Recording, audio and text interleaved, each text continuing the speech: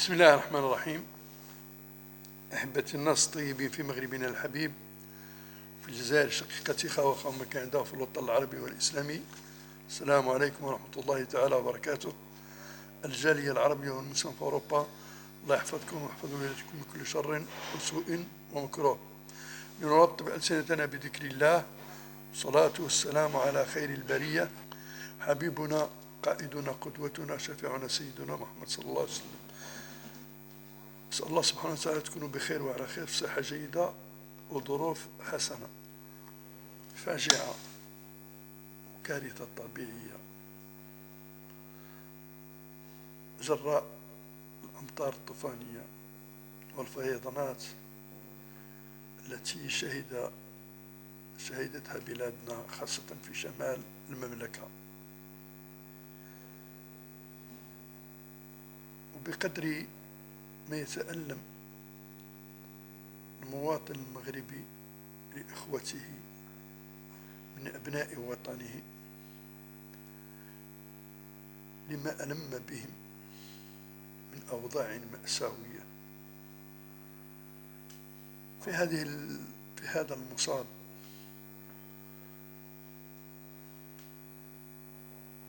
نتوجه إلى الباري جل وعلا أن يحفظ بلدنا وأن يسقينا سقيا رحمة لا سقيا نقمة.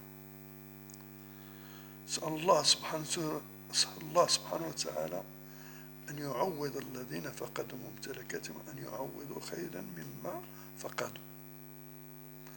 والحمد لله لم تكن هناك خسائر بشرية أو ضحايا بشرية. تداعيات هذه الفيضانات: أولا الشكر والامتنان الدرجة الأولى إلى ملكنا المحبوب جلالة الملك محمد السادس حفظه الله ورعاه، وسائل الباري جل وعلا أن يشافيه شفاء لا يغادر سقما ولا يبقي ألما، ويشفي جميع المرضى البشريين. قل سارع جلالته من أول لحظة إلى إعطاء أوامره السامية بالتكفل بالساكنة أو كل من تضرر من الفيضانات.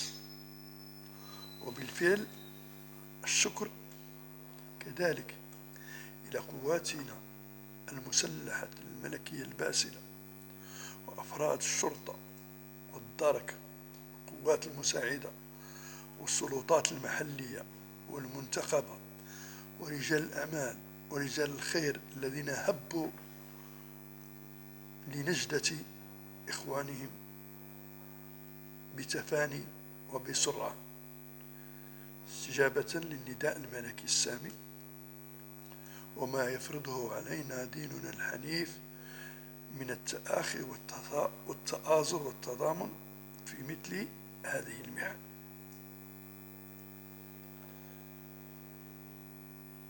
وكذلك لابد أن نوجه الشكر والامتنان إلى رجال الأمان والمقاولين، الله يجزيهم بخير ويكثر خيرهم. هناك من منح بيوت أو شقق كانت في ملكيته معروضة للبيع لإيواء هؤلاء المتضررين. سبحان الله، بلدنا الحبيب قلنا مرارا وتكرارا أن كل ذي نعمة محسود،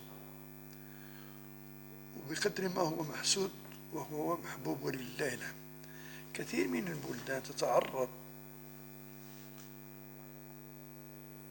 لمثل هذه الكوارث الطبيعية، لكن قد يكون الاستثناء للمغرب عندما يتعرض لها. هذه قدرة الله سبحانه وتعالى، ولا نملك إن نقول يا ربي لك الحمد والشكر في السراء والضراء. كتكون تضامن إنساني لكن المغرب حاجة أخرى، تضامن إنساني وتعاطف دولي كبير سبحان الله، المغرب عنده سر رباني لا يعلمه إلا الله عز وجل، والذي وقع وقع. نسأل الله سبحانه وتعالى أن تكون كذلك من الآن انطلاقة.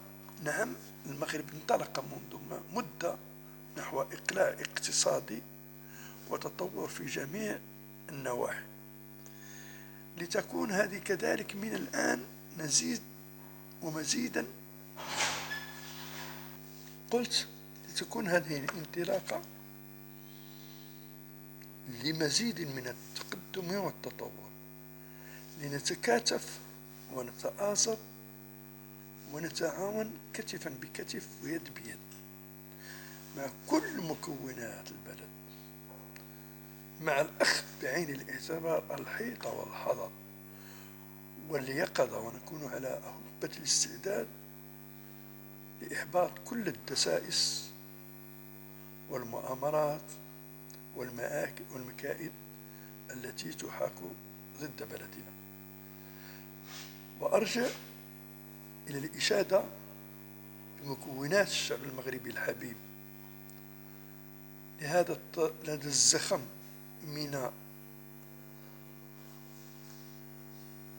المساندة القوية لأهلنا في شمال المغرب، خاصة سواء في الشفشاون أو سيدي قاسم أو كل المناطق المنكوبة، وخاصة القصر الكبير. هذا هو المعدن الأصيل للمغاربة. كل ما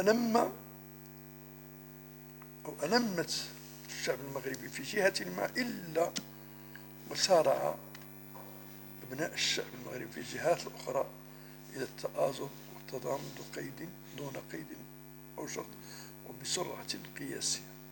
وهذه نعمة نحمد الله عز وجل على هذه الخصال العظيمة التي يتحلى بها الشعب المغربي.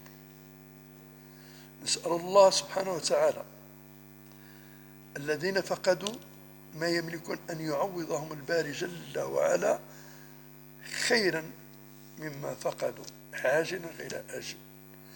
ونسأل الباري جل وعلا أن يحفظ هذا البلد الأمين من كل شر وسوء ومكروه، ملكا وحكومة وشعبا، من أجل إن شاء الله كما قلت من أجل الإقلاع نحو التقدم والازدهار دون الالتفات إلى الوراء رغم كيد الكائدين وحقد الحاقدين وتآمر المتآمرين. المغرب في السكة الصحيحة إن شاء الله. فنسأل الله سبحانه وتعالى أن يوفق بلدنا أن يؤدي الرسالة على خير ما يلزم، وأن يحفظنا في السراء والضراء. السلام عليكم ورحمة الله تعالى وبركاته.